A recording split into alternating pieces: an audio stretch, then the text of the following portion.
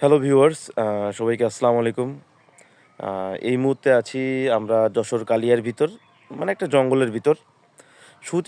Shooting করতে আসছিলাম।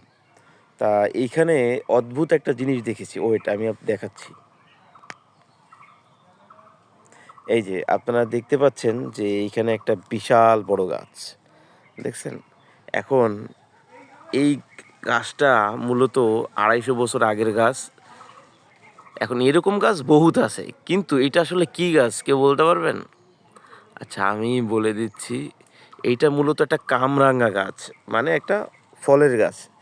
আমি কামরাঙা গাছ অনেক দেখেছি। কিন্তু এত বড় কামরাঙা গাছ আমি কখনো দেখি নাই। মানে একটা জিনিস দেখেন। এই কামরাঙা গাছটা মানে বিশাল বড়।